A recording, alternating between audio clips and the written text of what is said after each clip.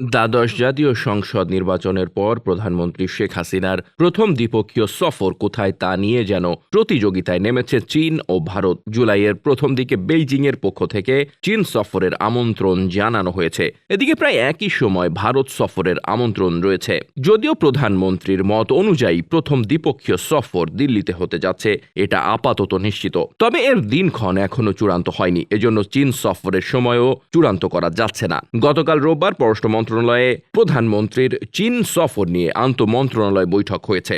বৈঠকে সভাপতিত্ব করেন পররাষ্ট্র সচিব মাসুদ বিন মোমেন। এতে বিভিন্ন মন্ত্রণালয় ও বিভাগের প্রতিনিধিরা উপস্থিত ছিলেন। সূত্র জানায়, আগামী ৩ জুন বাংলাদেশ ও চীনের মধ্যে পররাষ্ট্র সচিব পর্যায়ের বৈঠক ফরেন অফিস কনসালটেশন হবে। এ বৈঠকে যোগ দিতে চীন যাবেন মাসুদ বিন মোমেন। বৈঠক শেষে তিনি ৪ জুন ঢাকা ফিরবেন। এ প্রসঙ্গে এক কর্মকর্তা বলেন, এবারের দুই দেশের এফওসিতে মূলত প্রধানমন্ত্রীর সফরের প্রস্তুতির বিষয়টি প্রাধান্য পাবে। এতে প্রধানমন্ত্রীর সফরের দিনক্ষণ চূড়ান্ত করা সহ স্বাক্ষর হতে পারে এমন চুক্তি ও সমঝোতা স্মারক নিয়ে আলোচনা হবে। এ বৈঠকে চীনের অগ্রাধিকারের বিষয় বুঝতে চাইবে ঢাকা। একই সঙ্গে ঢাকার প্রত্যাশার বিষয় বেইজিংকে জানিয়ে দেওয়া হবে। বৈঠক সূত্র জানায়, বিভিন্ন মন্ত্রণালয় ও বিভাগ চীনের সঙ্গে চলমান প্রকল্পের হালনাগাদ অবস্থা তুলে ধরে। সেই সঙ্গে সামনের সফরে মন্ত্রণালয় বা বিভাগের কোন কোন বিষয়গুলো সামনে আসতে পারে তা তুলে ধরা হয়েছে। পররাষ্ট্র মন্ত্রণালয় সূত্র জানায়, বেইজিংয়ের পক্ষ থেকে ৯ থেকে ১২ জুলাই চীন সফরের আমন্ত্রণ জানানো হয়েছে। অন্যদিকে চীন সফরের আগে দিল্লির পক্ষ থেকে